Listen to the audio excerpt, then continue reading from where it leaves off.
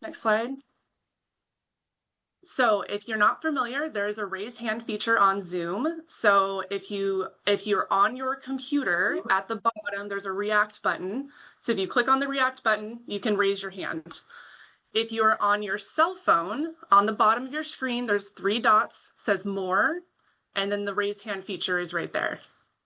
And we'll have this at the end as well, so while you're asking questions, this will be available for you to see when it's time to do the Q&A. So, and with that, I'm going to hand it off to Commissioner Wiesen to give us a few talking points here. We also have Commissioner Burns on the call. He is traveling right now, so he's not able to say anything, but he is happy to be here and happy to hear from you. He just got started a couple weeks ago, so he's eager to get going. Commissioner Wiesen, do you have a few things to say? Yeah, thank you very much for everybody being on the call. Looks like we got over 62 or 63 people here. I really thank you very much for doing it. I know this is the first time we've done a community meeting with Remus Island on Zoom.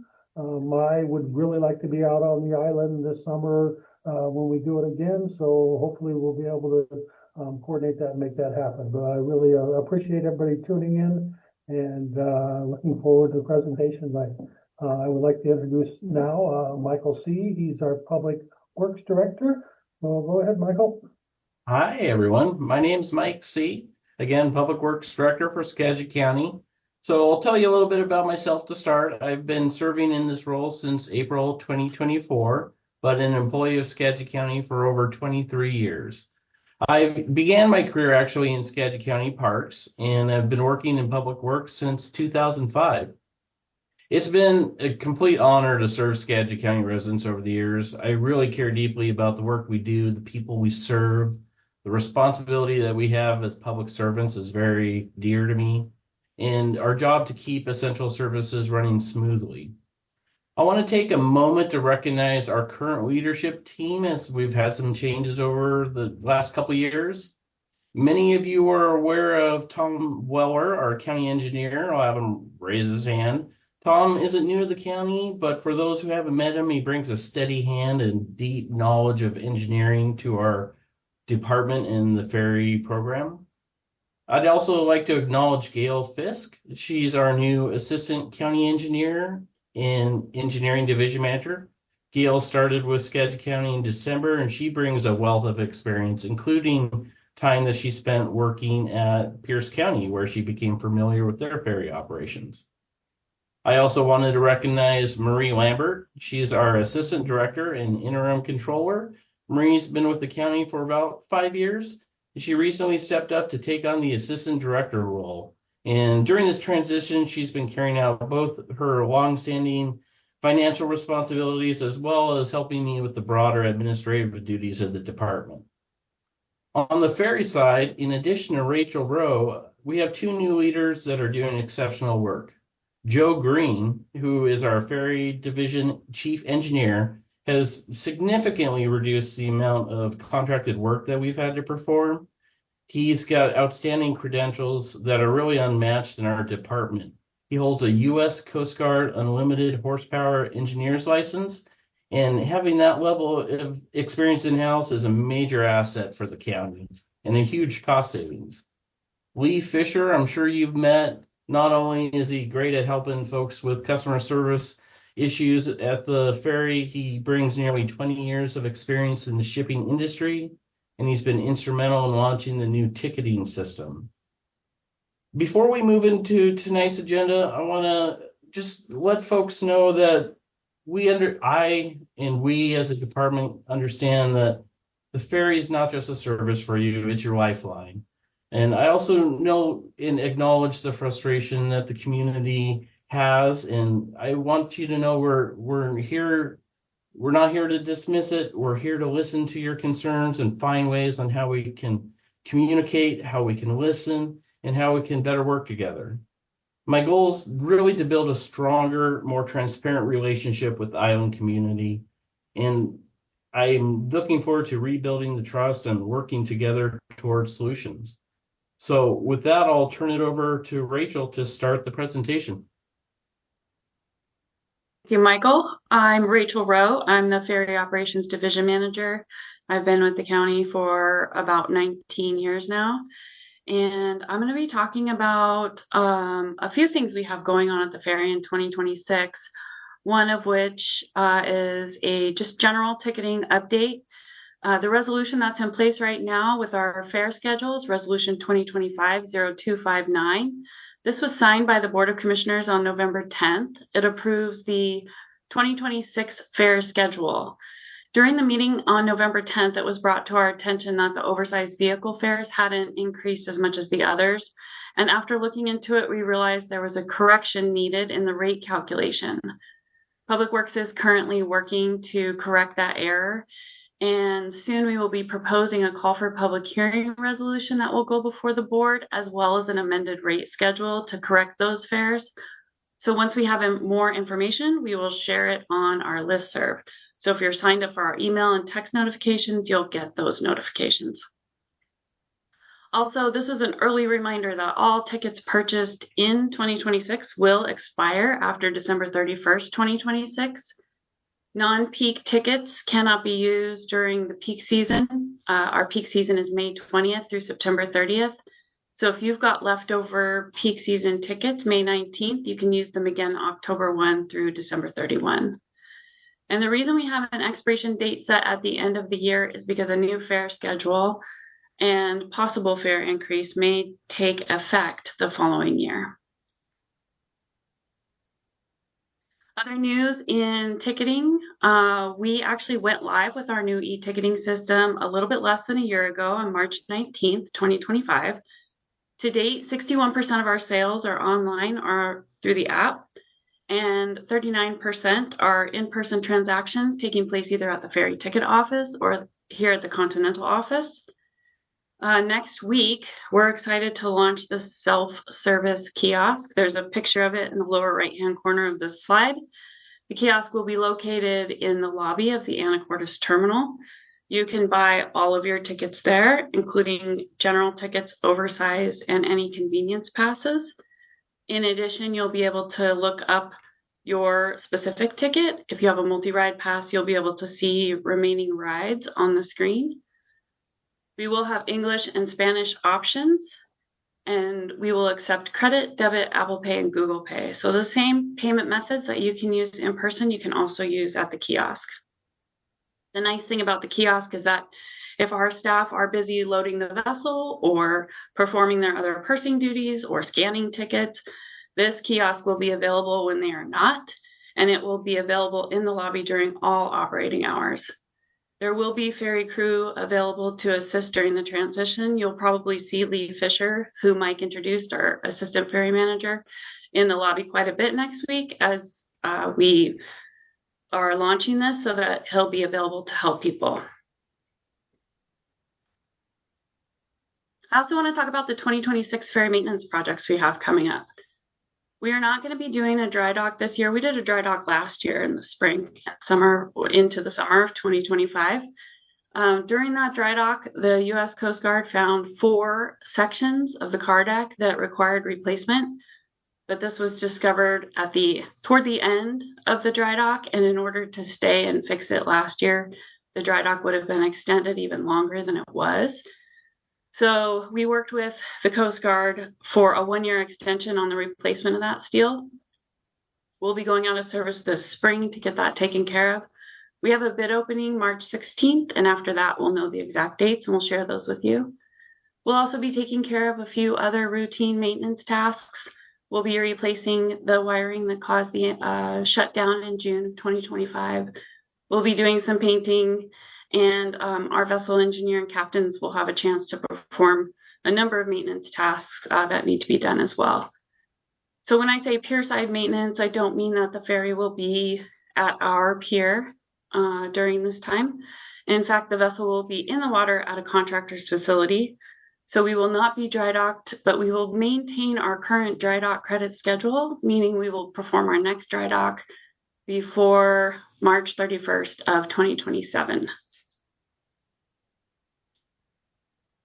Another project that we're doing this year is replacing the flaps on our aprons. The flaps are the last thing you walk on before you go onto the vessel. We've got a pin there that's wearing on both sides. In order to perform this work, which is expected to take about 3 working days, we can have passenger-only service on the route. However, while we do the work on the Guaymas side, we may have a partial shutdown of passenger service. We may have no service at all, probably for a day, just simply because we cannot access the Guaymas side pier. We're looking at potential other options, but right now we just wanted to give you an early heads up. We will go out for bid for this sometime after the pier side maintenance contract goes out for bid, so more information will be coming on that very soon.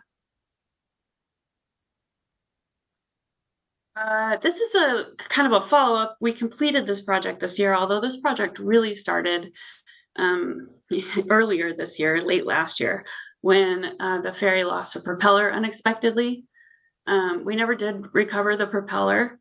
However, we removed the outdrive from the vessel in January, and we've had the unit overhauled. We had the lower unit rebuilt, and the corroded propeller shaft was replaced. In addition, a new propeller was purchased and installed, and the unit that we recently received back is in our shop in Burlington and will be used as a spare until it is needed. The cost of the repair and the rebuild and the new propeller will be billed to the insurance company less the county's deductible.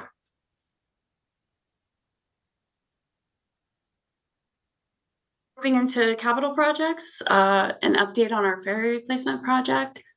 The Board of County Commissioners has formed a technical advisory group called the TAG. The TAG was formed to evaluate options and make recommendations for future ferry. They provide advisory recommendations only, meaning final decisions will rest with the board. We have a pretty specific scope of work for the TAG.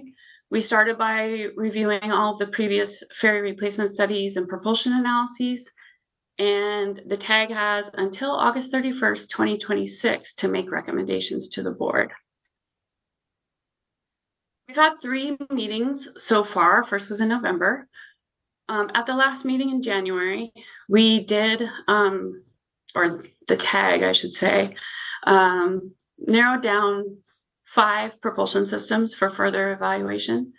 They started with a larger list and removed some options like LNG and hydrogen.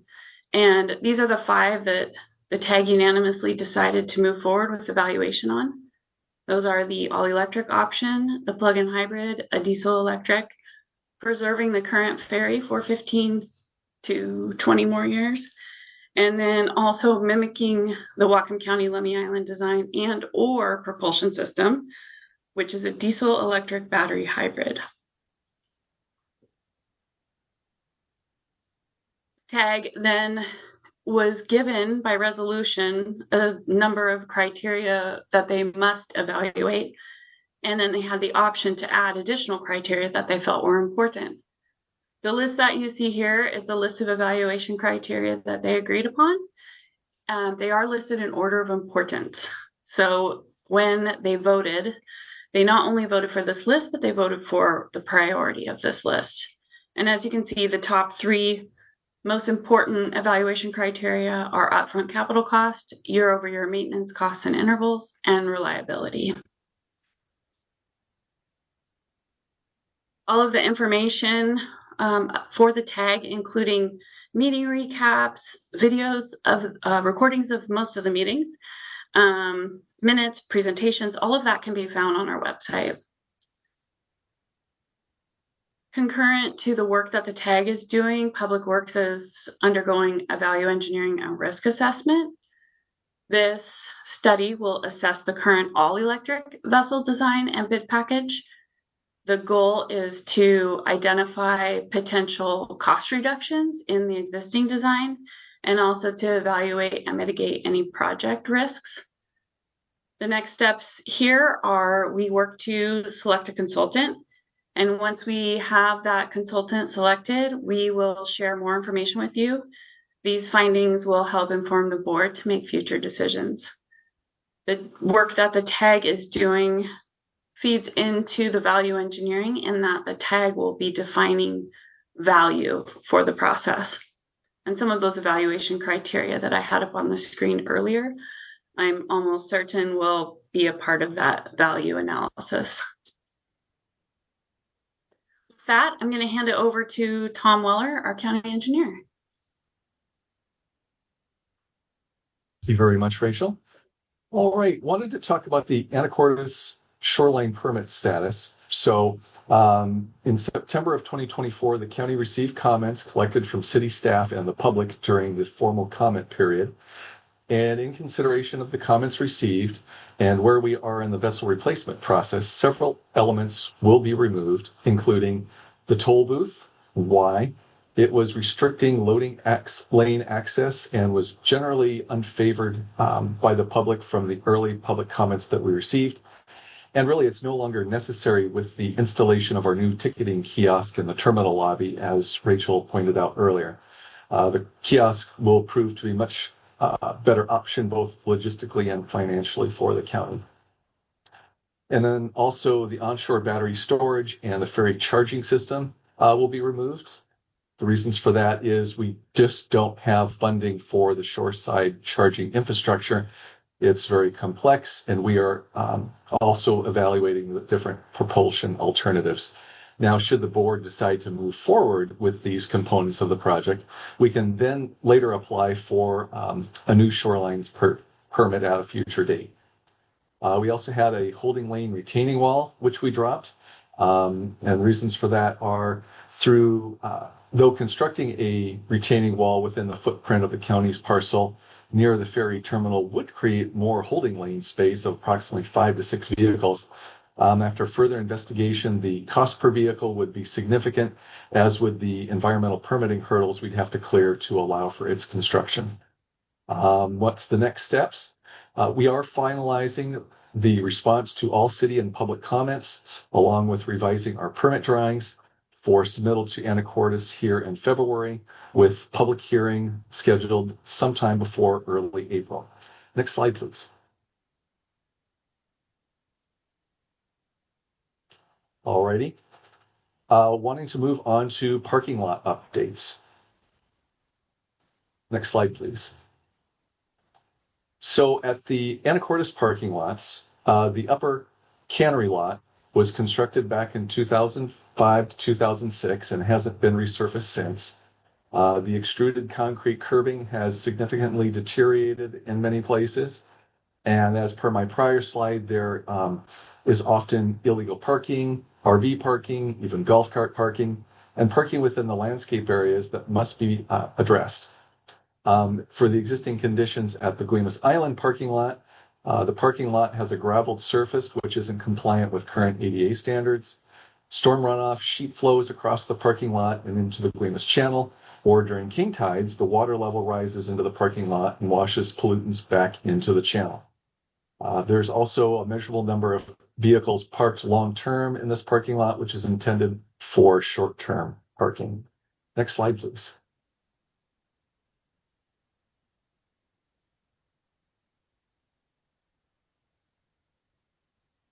Next slide. Oh, there we go. As far as the design and construction updates, starting with the Anacortes parking lots, resurfacing and restriping of both Anacortes parking lots is programmed for late 2026 or early 2027, depending on permitting timelines and approval from the city of Anacortes. The upper cannery lot will have 75 spaces, and the lower terminal lot will have 29 spaces. Now, to comply with the Americans with Disabilities Act, we must provide an appropriately designed pedestrian access route connecting the upper lot ADA stalls with the ferry terminal. So in doing so, that requires a sidewalk along the north side of the lower lot and shifting the remaining parking to be perpendicular to the sidewalk. This configuration will also improve sight lines for enhanced public safety and will make video monitoring of the parking lot much easier for county staff. As for our current shoreline permit, the city is requesting the county to actively manage our parking lot to address the reduction in parking and spillover onto city streets.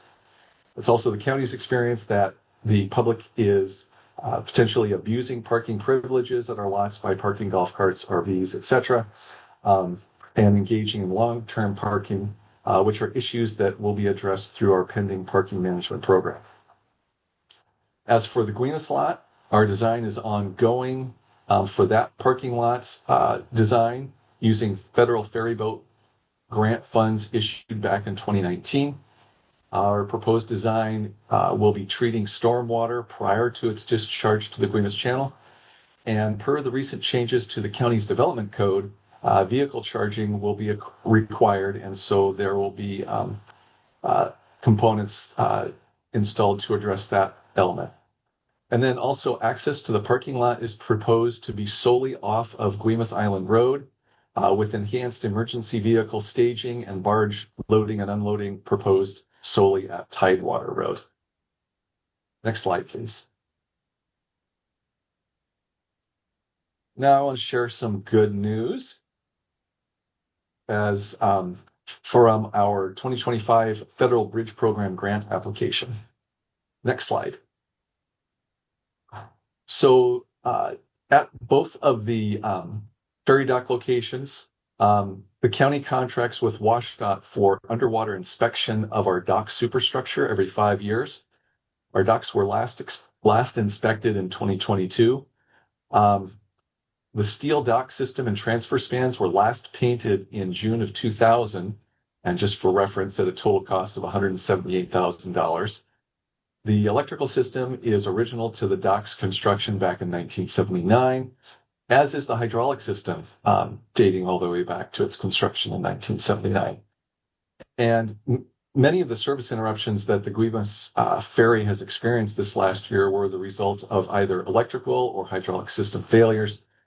We certainly do our best to keep watch for system behaviors that indicate that a failure is on the horizon, but some of these failures were sudden and unexpected. We're certainly wanting to mitigate that going forward, and so we submitted for a bridge grant program. Next slide, please.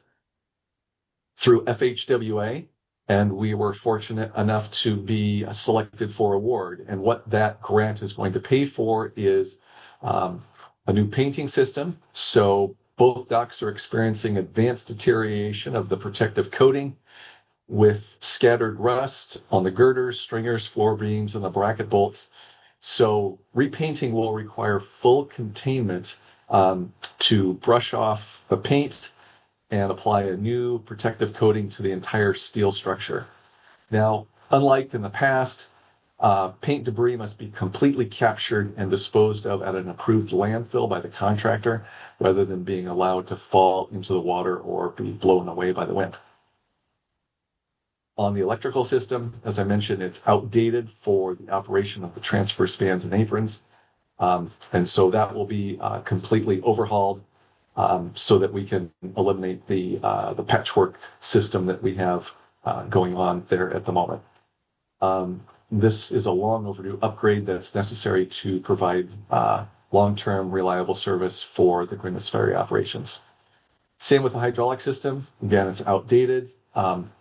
And we're looking forward to getting that replaced. The system had a failure, as you may remember, back in March that delayed service for a short period of time. And then, depending on the timely approvals from the city of Anacortes, along with those from state and federal agencies, construction of the dock enhancements could be as soon as 2028. And then for comparison, here again, this federal grant award is for $5.8 million to just address painting, electrical system, and hydraulic system. And it's a significant increase in cost from, as I mentioned previous, just the $180,000 required for painting back from the year 2000. Next slide, please. Also wanted to touch on the Federal Transit Authority FTA grant congressional appropriation that we've received. Next slide, please.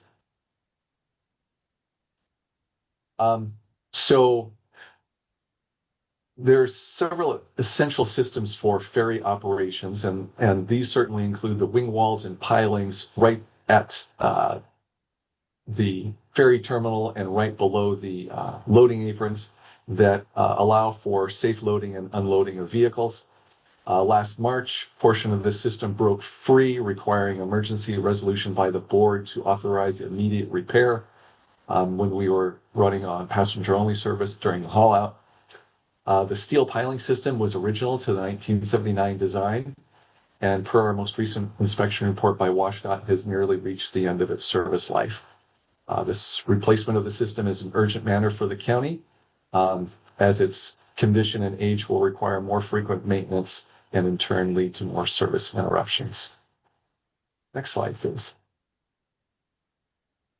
So we were fortunate enough back in 2022, thanks to Maria Cantwell's office, to receive a $2.5 million congressional appropriation bundled in with the 2021 Infrastructure Act for funding the enhancements to the ferry service.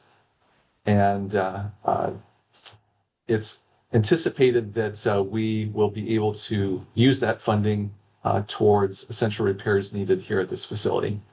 We're going to be proposing that the grant funding replaces the piling and the wing wall system at both docks, and please be assured that it will be forward compatible to both our existing ferry boat and at some future point any similarly sized boat. As this funding does come through the Infrastructure Investment and Jobs Act of 2021, all federal money must comply with BABA, which stands for Build America, Buy America, and that requires any iron, steel, manufactured products, and construction materials be used in the project must be produced here in the United States. And as the wing walls and piling systems can easily qualify, we're taking that approach, which is much more practical than trying to find electrical systems associated with charging systems that would comply with BABA.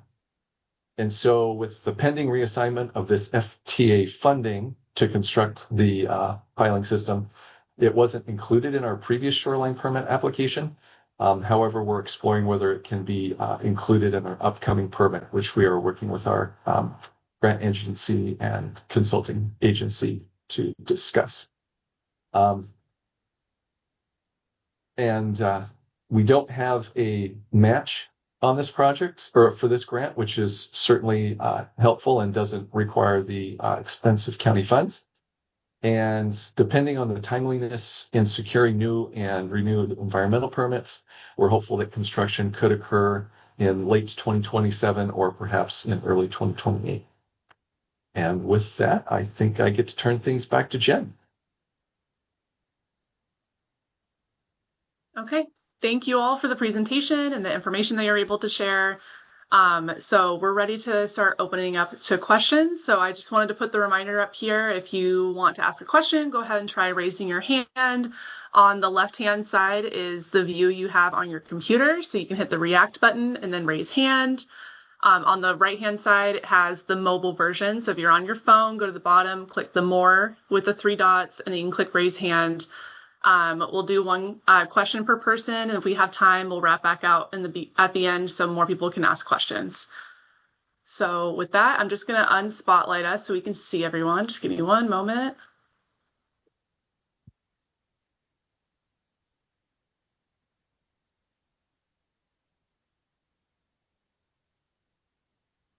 Okay, so does anyone have a question that wants to get started? Which button is it? Well, Peter, if you're already unmuted, would you like to ask a question? Oh, sure, I would. Sure, I've got two quick ones. Get us started.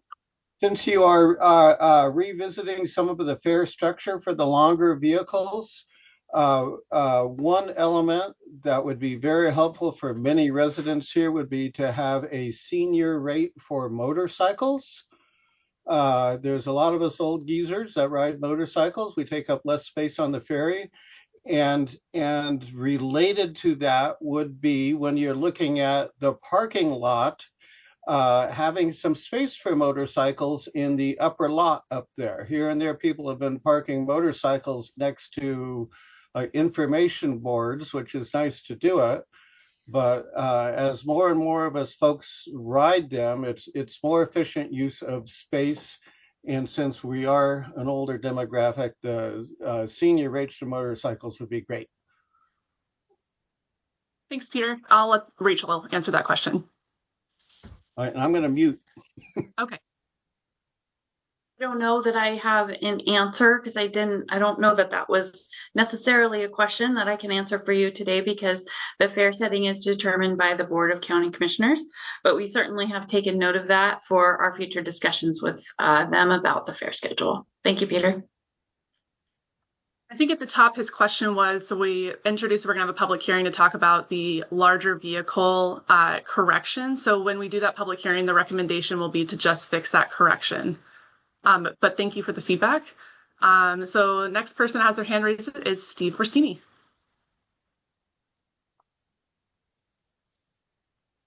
Mr. Orsini, would you like to unmute? Okay. I think I Have to go up there. yeah. Yeah.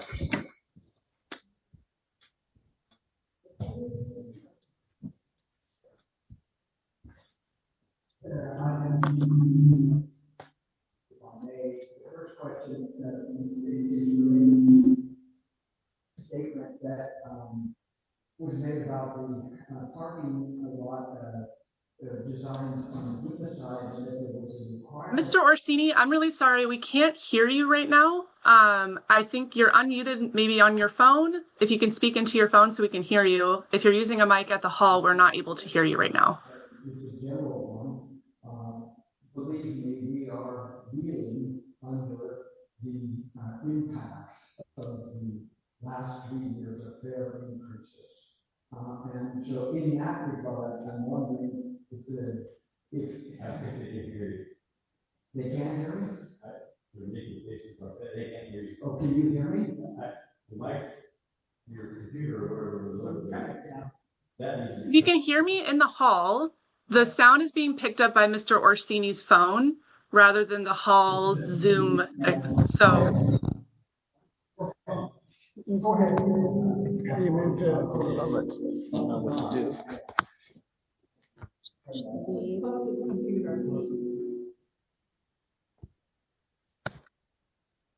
He's out. Hello? Okay, we can hear you now. Okay, I had two questions. One was in reference to the Guima side parking lot revisions. Mr. Wheeler stated that there is now a county-wide or a county provision that parking must be charged for. I'm not aware of that and could, maybe not right now, but could you provide that at a future time? My experience in parking anywhere else in the county, especially park and rides, there has not been a charge. So I'm curious about that requirement for Guimas. And my second one is that we are reeling under the last 3 years of fare increases. And it seems that there is a need for a study for cost containment or cost reductions. I'd like to point out that the tag people seem to be doing the same job as the prospective consultant would be doing, but looking only at the Anacortes side. I think that that's a cost that maybe could be saved. Thank you. Okay, Tom, you want to start us off with the parking question? You bet. So my apologies for the confusion there. The Skagit County Code that I was referring to is requiring electric vehicle charging. And so we need to provide a certain amount of infrastructure such that Teslas or other electric vehicles can be charged at this new parking lot. And that is a requirement for all parking lot constructions across the county. So I did intend for that to be construed as paid parking at the Guimas Island parking lot. Thanks, Tom. And Mike, did you want to talk about some of the cost reductions? Yeah, and as far as the comment of or question about charging for parking, that I'm not aware of an ordinance that requires charging, but we are hearing from the city of Anacortes in particular that there's a lot of concerns about parking, and that we need to manage parking differently, especially on the Anacortes side. So we'll be looking at all options to do that going forward. And the question on cost saving, I'm not sure I caught the entire question. He was talking about some of the impacts of the fare increases over the last 3 years, and his question, as I understood it, was if there were measures that were taken to reduce costs. Yeah, we're definitely looking at all ways to address costs, long-term and short-term. The ferry division, with being supported in part by the road fund, is definitely one of the 7 divisions in Public Works that we're looking at ways to increase efficiency, reduce expenses, and unfortunately, any significant reduction in expenses for staff or related items will often come hand in hand with needing to consider service reductions. So that's something that we'll be discussing with the board in the coming year, as far as just giving them different options to consider, and that's come as a request from the board. Thanks, Mike, and thank you, Mr. Orsini. Mike, I see your hand is raised. You want to unmute and ask a question? Yeah, hi, this is Mike Clark. I'm curious about the changes to the parking lot. I'm hoping that you will not impact the ability to launch boats from the boat ramp there, because the parking lot and the boat ramp are integral in terms of use.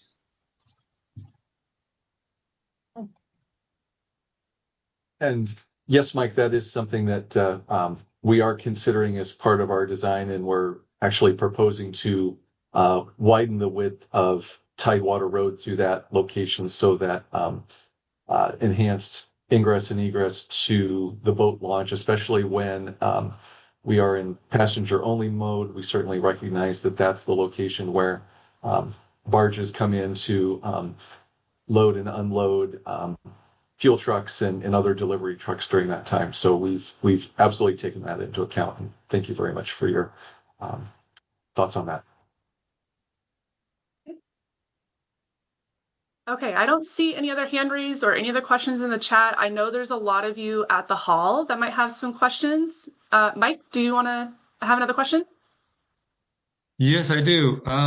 Rachel, you mentioned that the bid for the ferry work this year goes out March 26th.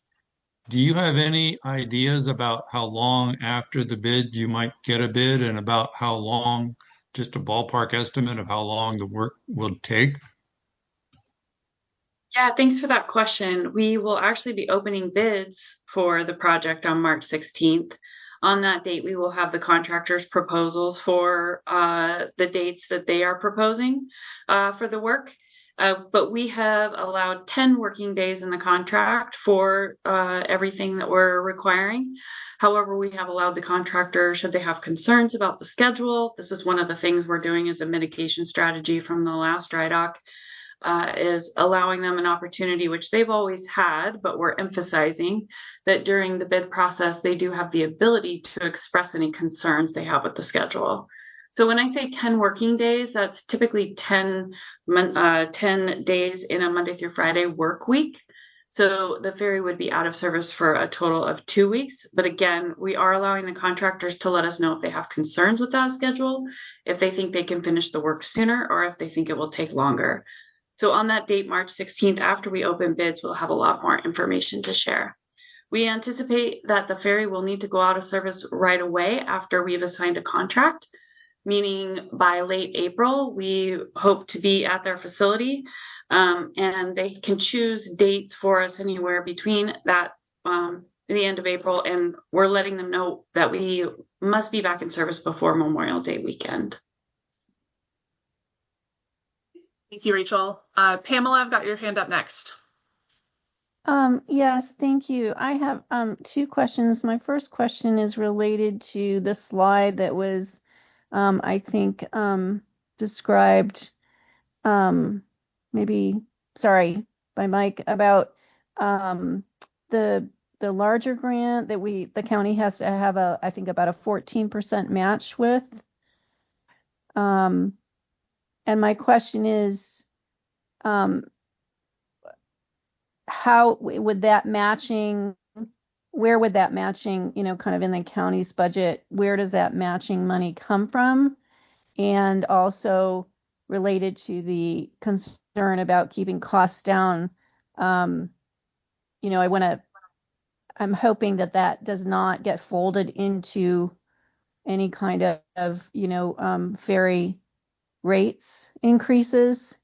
That matching, I'm just curious how that matching works. Is it spread across, all county residents or some program like that, or how does that work? And then my other question has to do with the new kiosk. I was wondering about the costs associated with that, and if it's the same, subcontractor or vendor that is doing the actual ticketing, and if that is a new cost, if it's ongoing. And then the second part of that question has to do with its accessibility. I assume it's ADA compliant, but if that breaks down at any time, which we all know tech can do sometimes, then what's the backup plan there if there's nobody at the toll booth, or will there always be a staff person available to kind of troubleshoot or something like that if that kiosk is not working? Some people really cannot use very well tech in general, and I'm not just talking about older people. Lots of young people also are not so adept at using tech. So I think there might be some accessibility issues there if there's no person around really to help with ticketing at all. So thank you. Thanks, Pamela. Tom, I'll send it over to you for the question on the grant. You bet. So as far as where that 13.5% match comes from, just a point of clarity. So on the grant, we are, if we obligate for our design portion of the project before September of this year, there's 0% match. However, we cannot get to a point where the design is ready to be advertised for construction by September of this coming year. And so it's only the construction portion that we will be required to have county local funds as match. And where that money comes from, that comes exclusively from the road fund. So that won't have an impact on fares. And with that, I turn it back to you, Jen. The second part of your question was about the new ticketing kiosk. So Rachel, she can answer the question about the cost and some of the accessibility questions that Pamela raised. Absolutely. Good questions, Pamela. Thanks for asking. The kiosk is provided by Anchor. Anchor provides our entire e-ticketing system. So whether you purchase a ticket in person from one of our agents, you purchase on your mobile phone or on our website, you're buying from Anchor. Anchor charges us a 7% fee per transaction for all of the services that they provide, which includes hardware, software, and support. The way that this breaks down for the kiosk purchase specifically, the kiosk itself is classified as an O&M expenditure. The final cost for the kiosk was $4,825.28. And county policy defines capital purchases as items over $5,000.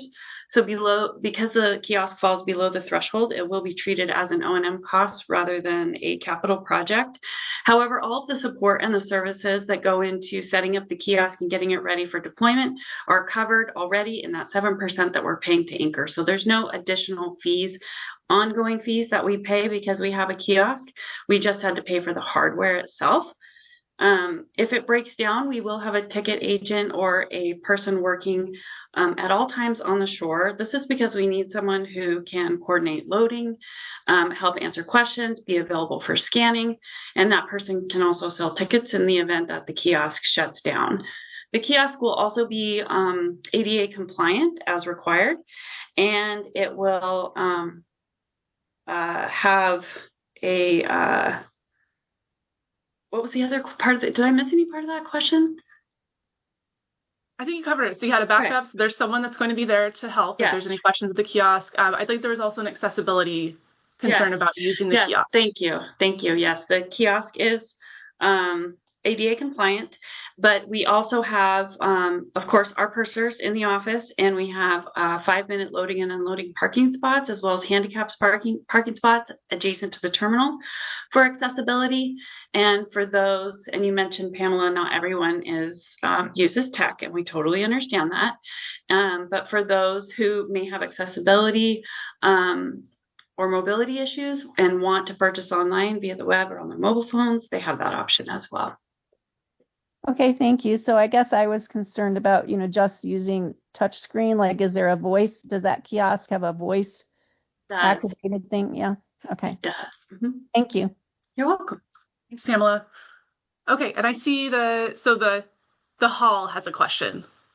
Yes. My name is Doug Gapp. I'm at 7037 Holiday Boulevard. First of all, I wanted to thank you for the what sounds like the TAG group is going to be exploring other alternatives other than just an all-electric ferry. So thank you for that. That's the first I've heard of that. I thought we were pretty much set on the electric ferry, which I was concerned about, cost-wise and other things. So thank you for that. More of a comment. The question I had was regarding the painting and other maintenance that has to be done to both the docks. And I was wondering, it wasn't, it sounds pretty extensive as far as the environmental concerns go that Tom talked about. It has to be really wrapped. And how is that going to actually happen? And is it going to impact? Is the ferry going to be shut down for a while during that maintenance? And maybe you haven't worked out all those details, but it sounded pretty extensive, trying to control the wind and painting, and that's kind of a hard thing to do. So if you have any information on that, I'd be curious to know. Thank you. Thank you. All right. Thank you so much for that question. And yes, that's certainly going to be a fabulous question for our consultant to figure out how to address. I mean, the things that we've been thinking about at this end is we definitely would be pivoting to a passenger-only ferry service and tackling the Anacortes dock first, and then the passenger service can depart and arrive there at Cap Santee. But then when it gets to the Guaymas Island side, I'm not sure exactly how we would approach that. I know that back and correct me if I'm wrong, Rachel, that was like 2012, I believe it was, or maybe 2011, where a separate dock system for unloading passengers needed to be deployed by the contractor so work could be done on the Guaymas Island dock. And correct me if I'm wrong, Rachel, but I think we do still have quite a few of the components from that aluminum temporary dock system that are still in the county yard that we could pretty easily redeploy at a temporary dock for when the time comes, correct? Gangways anyway, maybe not the dock was taken by the contractor, yes, but the gangways. Yeah. The gangways, yeah. Thank you. And I'm sorry. And I'm sorry. The question did include, well, how does one kind of encapsulate things to make sure that paint chips and other debris don't fly everywhere? A great example of seeing how that would be put into practice is in the community of Marble Mount this summer. The county is repainting its bridge over the Skagit River, and so you'll be able to see a demonstration of how that system works, where the There's a tarp and a wrapping system all the way around the bridge that ensures that paint chips and debris don't fall into the Skagit River, and the contractor would be obligated to meet that same level of containment there at the dock system when the time comes to repaint those facilities. Thanks, Tom. Ralph, I see you have your hand raised.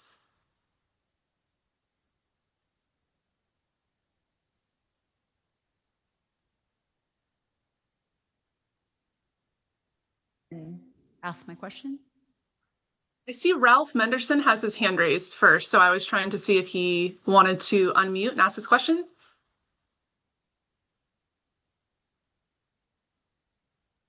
Okay, well, we'll try to come back to you, Ralph, and see if maybe your sound isn't working correctly. So I see there's another question in the hall.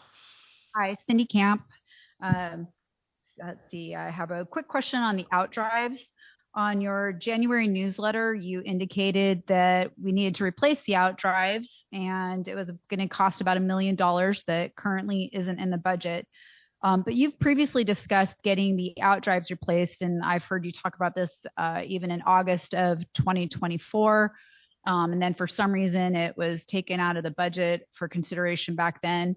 But what I would like an answer to is how come that outdrives haven't been included on the TIP report or the 14-year ferry report, either back for the 2025, moving forward on 25s or 26. And actually that even included, I was curious as to why the engines were never included as well as a capital project. And especially since we know that these reports are just placeholders for possible capital projects, I'm curious as to why they would not be included. Thank you. Thanks, Cindy. Rachel, you want to go ahead and take that question? Sure. So I'll start with the outdrives. These outdrives that we have on the ferry have been in service for over 35 years. You are correct, Cindy. At one point, we did look into potentially purchasing newer, more modern outdrives, and we did have $1 million in the ferry budget at one point for that. It's a cost that the ferry division simply could not fund. And so we are able to keep these outdrives going. We've got 3 of them. We use them in rotation. We always have a spare available. Anytime we do routine overhauls of machinery, that is considered a capital expense. So those routine overhauls that we have done up to the point where we had to do the propeller replacement and the rebuild of the lower unit, were in the operating and maintenance expenditures bucket of ferry expenditures. The insurance claim had some different unusual activities that were not part of routine overhauls, and so those will be handled separately. To the extent that the work that was done in the 2025 dry dock, specifically the engine replacement, is the subject of a current active legal appeal, I'm unable to speak to the details of that. Okay, thanks, Rachel. Ralph, I see you've been able to unmute. Can you ask your question now? Yeah, thank you. Sorry about that.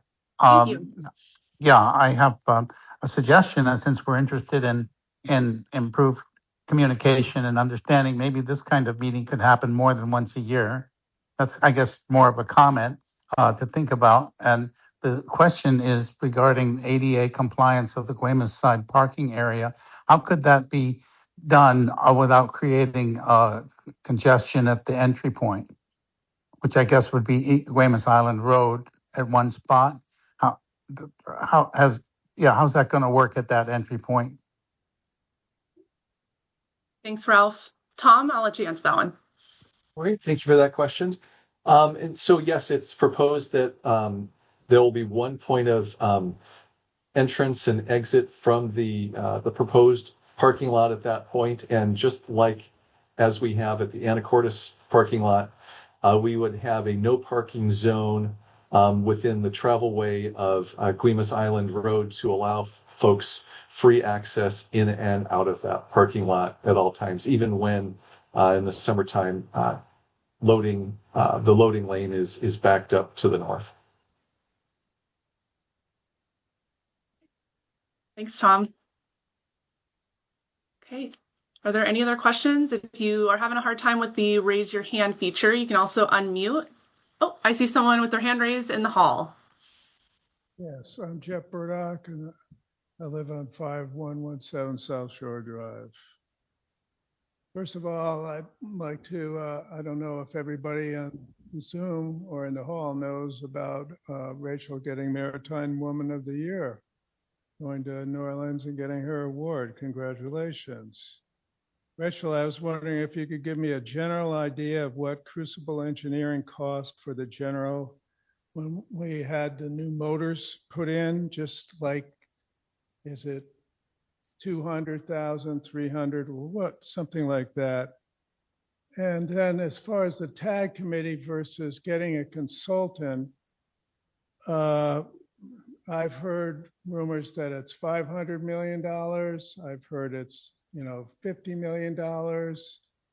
And what I find is that it's interesting that you're doing the tag and they're coming up with all different engine, ideas. Lummy's doing the hybrid. The states have given up on the electric. They're doing the hybrid. I was wondering about us if we're doing the hybrid also. As far as the ramp work where you're doing all the painting and the amount of money, is that going to, are we now, I've heard reports that with the new boat, we might have to enlarge the ramp and the dolphins pilings and everything to be able to get passengers on loading at the same time as cars. Is with this amount of work that you're going to be putting into the ramp, are we going to then, is that going to mean that the new boat is going to fit into the existing ramp? And if we're not doing battery storage and we're deleting the electric work on the Anacortes side, I guess the adjustable arm is out, and so is the electric ferry out. If you could answer those questions, I'd sure appreciate it. Thank you very much. Okay, thank you. That was quite a list, so we're going to try to get through them as much as we can remember. I think Rachel will start with those. Yeah, I can start. As far as the specific cost for Crucible Engineering, for the work that they've performed in 2025 for dry dock support, their contract was for dry dock support and for some design work for the repower that we did in the dry dock of this year. I don't have that breakdown in front of me. That is certainly something that we can follow up with and something that will be available as we kind of work to close out all of the 2025 invoices. The next question was the cost of the tag consultant. So the tag consultant certainly is not 50 million or 500 million. And I think maybe you, Jeff, maybe meant 500,000 or 50,000. We don't have a cost for the tag consultant or the value engineering consultant. I think folks often ask questions about the tag related to the value engineering, and those are two very separate processes. The tag has the scope of work where we mentioned that they are looking at 5 different propulsion systems. You asked if we are evaluating a hybrid vessel, as some other ferry operators have moved to from an initial all-electric ferry design. Certainly hybrid is on that list of vessel propulsion systems that the tag is considering. The value engineering process will require a consultant. The Board of County Commissioners asked us to perform value engineering and risk assessment of the all-electric ferry option. That is the propulsion system that we have enough information on to do value engineering. And that consultant cost, once we select a consultant and negotiate a fee with them, we can make that known. But right now, we don't have that number. We do, however, have grant funding for that through Move Ahead Washington. So we have about $30 million in total in grant funding for an electric ferry. So it is very important to the board that we continue to consider that option. They have definitely not thrown that out or made any decisions With regard to that, we have removed it from the permit for the time being because of concerns that were brought up through the permit process and because we are conducting this evaluation. However, we have, through the Move Ahead Washington, obligated funds. Tom, I don't have the exact number in front of me, but it is somewhere between 300 and 500,000 that we have obligated with Move Ahead Washington grant funding. That doesn't mean that's what we'll spend. That's just what we've obligated. You can also speak to the ramp for the new vessel. So one of the things that's involved with our hydraulic system and the grant that we have there is the replacement of our aprons on both sides. The aprons will be wider as they were specified in the new ferry design so that they can accommodate the loading of passengers and vehicles at the same time. The aprons and the bridge spans can only go so wide because we are limited by the width of our towers. So those will essentially remain the same size, but the aprons, rather than tapering at the ends and keeping us from loading vehicles and passengers at the same time, will be wider so that both of those activities can happen simultaneously. And then to piggyback on Rachel's comments here, so the two grants that I mentioned earlier here this evening, both of those are forward compatible to, again, our existing boat or potentially in the future a somewhat larger boat. And any changes to the Dolphins to accommodate a bigger boat would be part of a separate grant, future work down the line. So none of what we're engaged in designing and constructing here in the next several years is going to be wasted effort in any way. Well, and Tom, because of the cost of the infrastructure at the ferry terminal to replace it, like the Dolphins, we wouldn't be moving that footprint at all to accommodate a new ferry. When we talk about a bigger ferry, we talk about a longer ferry. We will be constrained by the current footprint of our terminal by choice and due to budget. Okay. Thank you, Rachel, and thank you, Tom. Hey, I can't get my hand up. No problem. Go ahead and ask your question. Thank you. My name is Sally Egan, and I have a kind of personal question, and I appreciate you taking the time. But do you guys look at when is the least busy time for the ferry during the year when you would take it out? And my personal thing is that it was so frustrating last year because it went out right when we're all starting our gardens. And I couldn't get anything over for 2 months without paying $50 for a car. So, I know the weather is a factor, but, what about January, February? Take it out then. Why in my prime gardening months, please? Thank you. Thank you. Rachel, do you have any thoughts on the timing? Well, Sally, and I mean, it's just that there's never really a good time. It would be impactful regardless of the time of year that we take the ferry out of service. Certainly, we try to avoid the summer. We would probably get better rates at the dry dock during the summer, and certainly our paint would cure faster. And there would just be less of a demand on the dry docks while the summer activities are happening for a lot of the commercial vessel industry. But we also understand that that's a busy time of year for those traveling on the Guaymas Island Ferry. And we had done haul outs in the fall before in October, and those worked fairly well. But we do have quite a bit of ridership in the fall because we tend to have really nice weather into September and October. And so our peak season kind of trickles on into September and October. In addition, there's still a lot of events that are able to happen because of the weather. November, December, and January are pretty much out because of the weather. It would be very difficult. There are some dry dock facilities that have covers, and that works fairly well. But for the most part, these dry dock facilities do not have any way to cover us up while they're performing duties like recoating our car deck. And we would be out of service for a long time. Probably more of concern, though, during those winter months would be the storms that we tend to encounter for the passenger only service. So we always want to maintain reliability there with the passenger service as well. Our dry dock credit is due every year on our certificate of inspection by March 31st.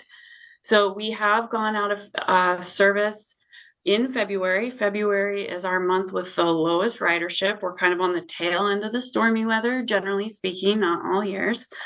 So we've tried to go out of service mid to late February and try to be back in service by Memorial Day. Certainly, too, we have to consider the schedules of the contractors. They can't always meet our exact needs, and so we like to leave them as big of a window as possible for them to tell us the best time. Often we find that gets us the best bids. One quick follow-up then, and can you give us, go off for 2 weeks, let us have our ferry for a week, go off for a month, let us have our ferry. It's when it's the big long stretches, we can't, recoup our supplies. So, yeah.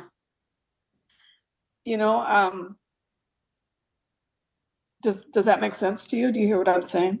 I think if you're referring to, I know that there have been a couple of unusually long dry docks that generally were, I think in both cases, completely unanticipated and caused major hardship for you all. The most recent one was in the 2025 dry dock. At that time, we were out of the water on a dry dock facility, and we literally could not launch and even come back to be in service for any amount of time until the work was finished. So it would be difficult to do the maintenance period in an intermittent way, as you suggest. However, one of the mitigation strategies that we're looking at that we hope will eliminate these longer periods of time that we need to be out is to try to do our dry docks every 2 years as required and focus on work that needs to be done from the deck down. This keeps the time that we're sort of held captive at a contractor's dry dock facility down to the minimum amount of time to perform the work items that are required below the car deck, which are mostly underwater the majority of the year, and then in alternating years do this pier side maintenance. This is the first year probably hearing of this because we typically have saved up this big long list of work items to do during a pier side maintenance period. So if we were to alternate, and we would be out of service every year on a predictable schedule, though, for a shorter amount of time, we're hoping that that will reduce and sort of mitigate some of the issues that we had with the saving up and waiting a whole 2 years to do this big long list of maintenance items for a vessel that works 24 hours a day, 7 days a week, 364 5 days a year. That is a lot of hours without going into a maintenance facility as well. So an annual maintenance period should help maintain reliability throughout the year.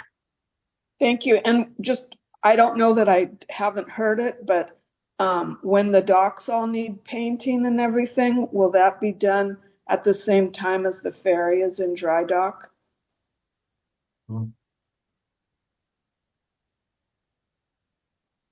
Yeah.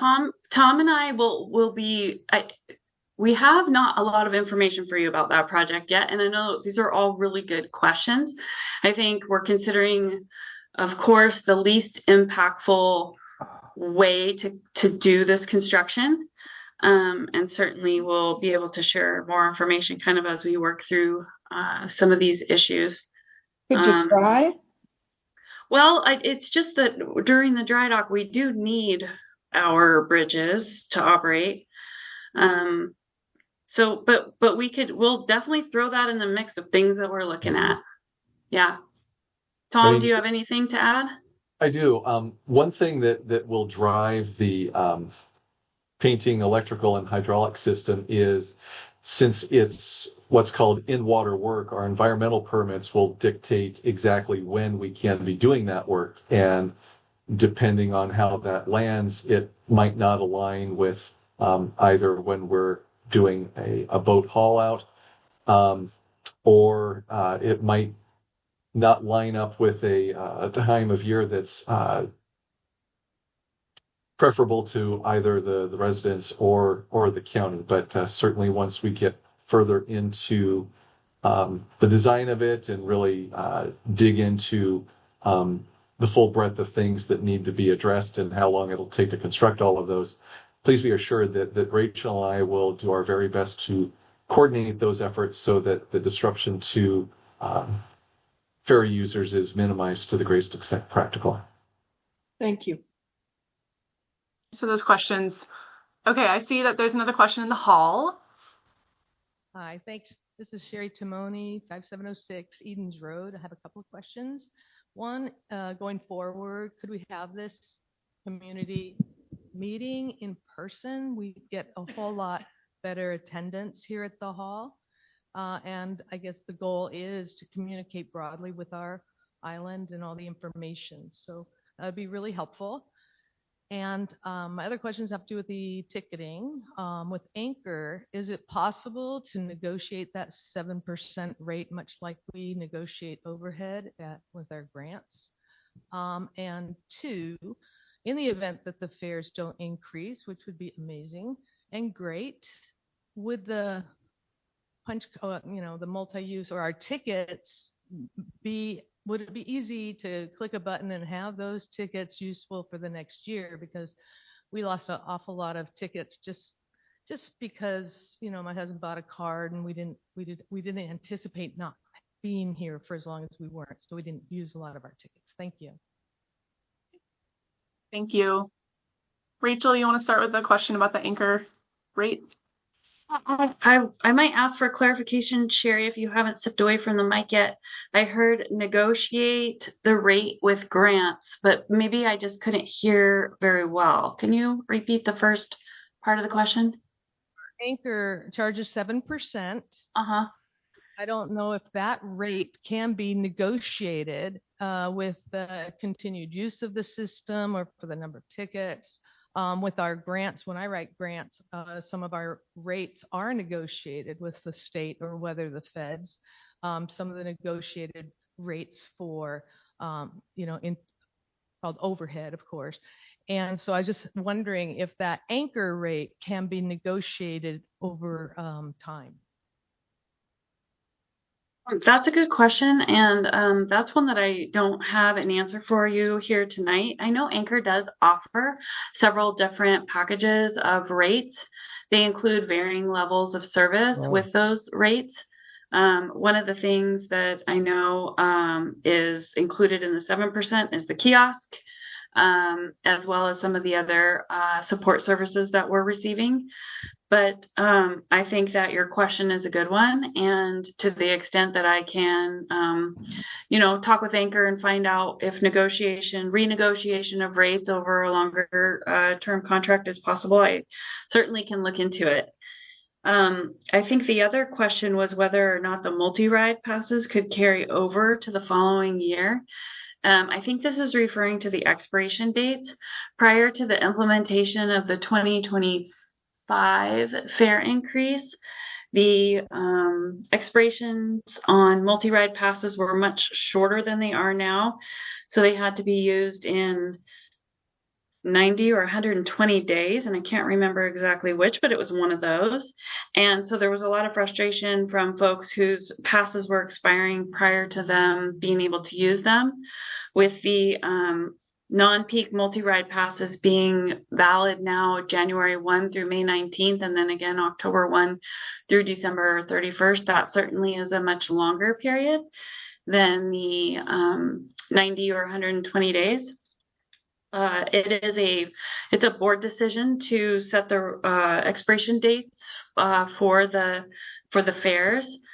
Those are determined by resolution, and the resolution I mentioned previously, 2025-0259, at the beginning of this presentation, has set the expiration dates for 2026. And the board, if they so chose, could consider to reevaluate expiration dates with the next fare proposal. Thanks, Rachel. Mr. Anderson, I see that you're unmuted. Did you want to ask a question? Yes. I'm sorry, I can't make the raise hand feature work. So that's okay. But I'm hearing you okay. On all along through this process, which I've been following fairly carefully over the years, it seems to me the underlying problem is we have the typical you can't get 10 pounds of something into a 5-pound bag. That the site on the Anacortes site is simply not large enough to handle the kind of future and increasing technological support systems that we need, including battery storage and so on. And I'm wondering if among the principals involved, if there's been any discussion about enlarging that site. I look at the site to the east, and I don't think I recall seeing that fully parked, fully occupied with cars at any point. Maybe I'm wrong in my memory because I'm not always looking closely there. But is there any way of doing some site sharing or some purchase of property that would allow us to enlarge the site to be able to accommodate the kind of things that we're anticipating doing? It seems to me that's an underlying problem that I've not heard addressed. Thank you, Mr. Anderson. Tom, do you want to start with that? Well, as far as acquiring additional property, certainly we are constrained to the west by the city's Lions Park, right? And what we call our upper or cannery parking lot. Certainly in the summertime, that is fully occupied. But as we gear up for closer parking management, we may discover that it's being utilized by the adjacent property owners or other folks, and perhaps it could free up some space there. However, it's really close to the ferry terminal is where we would need to have additional we'll call it elbow room to do things in the future. But to the west, we're constrained by the city, and to the east, we're constrained by the marina there. So there's not too much that we can do. But Mike, is there anything further that you would like to add to that, or Rachel? Not that I do, other than it's just so challenging and expensive to acquire property and expand. Definitely something we can, keep in our long-term strategic plan. But we're trying to work within the bookends of the property that we have access to at this point, in a big part from the financial perspective. Michael, Tom, I was basically concerned as to whether this has been in the discussion, part of the discussion. I realize the difficulties. Yeah. Okay. Well, it's definitely in the discussion, and something we'll continue to consider in the future. And if some unique opportunity falls before us, we'll be looking at it as an option. Yeah, and definitely whatever the tag group comes up with is going to have to be largely constrained by what property we have on the Anacortes side to provide the infrastructure that whatever option we choose can support. Mm-hmm. And if we can't provide, much as we might like an all-electric ferry, that would be certainly my preference as an environmentalist. But if we can't do it, then we have to go to the operation where we can actually do the support structure on the property we actually have on the Anacortes side. And the other thing I'm concerned about is a person who now has to use a cane, and my limits of walking are basically the lower end of the upper lot beyond the railroad lot and the top of the hill on this side of the ferry line. And if there's no disabled parking within that range, then I simply can't use the site. And being on Guaymas, I'm watching this from my home. Being on Guaymas, I know that there will be a point at which I'll probably have to have some kind of a mobile cart or a conveyance that's motorized in some way, and so the limits for disabled parking on both sides will be an issue in whatever design you come up with. and I hope you'll have a chance for us to review for us to disable folks to use it, to see the plans before they're actually implemented. Because the last plan I saw for the Anacortes side simply did not meet any kind of requirements that I would need for a disabled parking situation. So please keep the channels open for that part of it. Thank you, Mr. Anderson. Okay.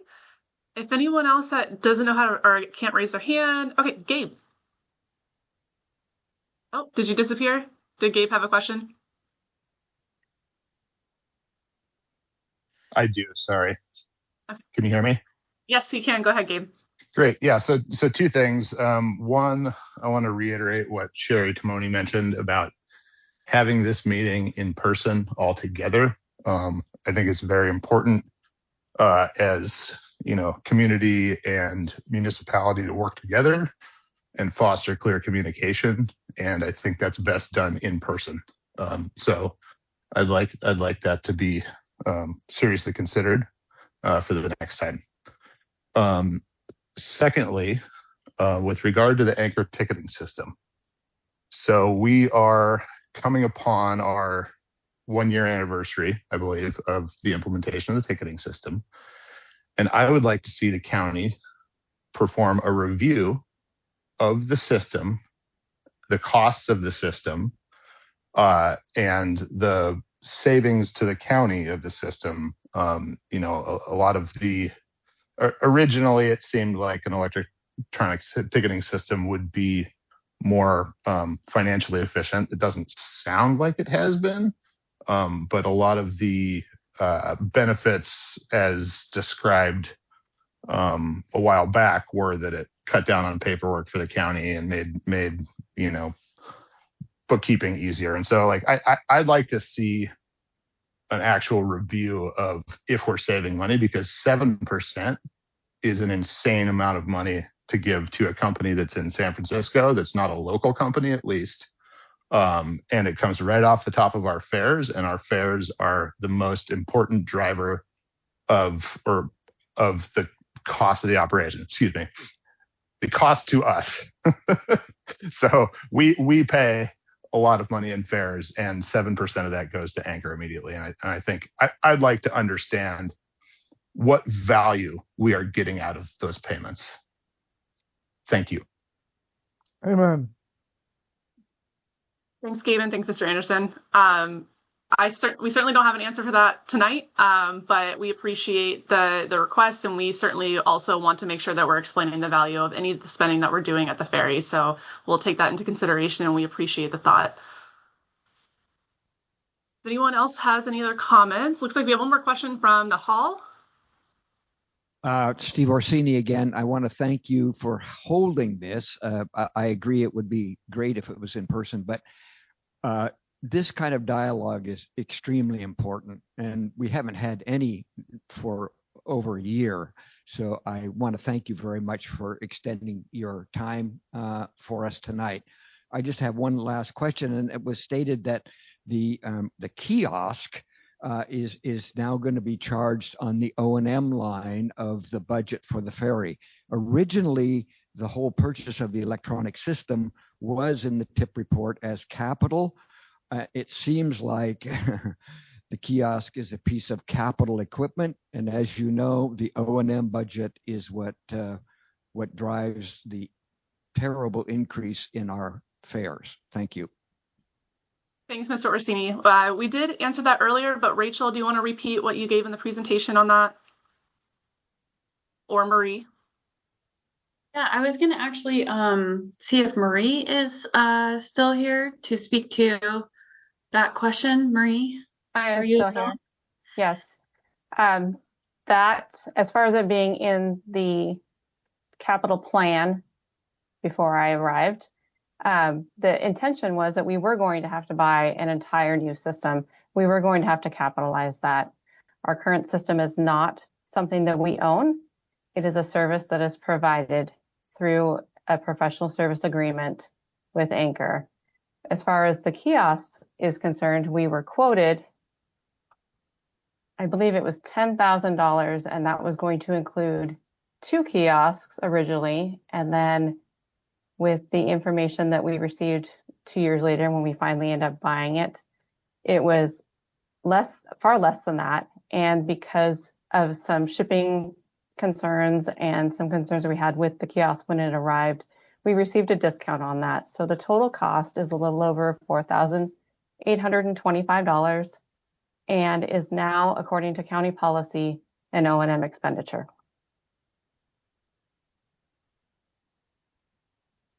Okay, thanks, Marie, and thanks, Rachel, for repeating that. We're right at the end of our time. If you have one quick question, we can take that. Otherwise, we'll wrap this up. And I think there's only a couple of things that we wanted to follow up on, so we'll make sure to send that out in the next notice. Okay, one more question from the hall, and then we're going to wrap up for tonight. I don't know if you looked at the chat, but my 20 questions that I'd asked a couple months ago when we had the initial meeting scheduled still have yet to be unanswered. And so I was wondering if you could address that and maybe answer a few of them, or if you don't have time now, if we're wrapping up, maybe you could do that in writing and I can share that with my constituents here on Guimas.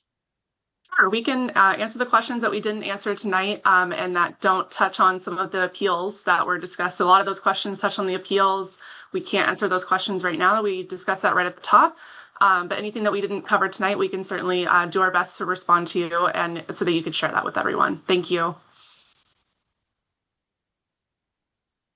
Okay. Well, thank you all for joining us tonight. We had a really great group here and a really good amount of participation, and we're looking forward to hearing from you. So thank you all for coming, and we're going to sign off for the night. So have safe travels home. Thank you. Thank you.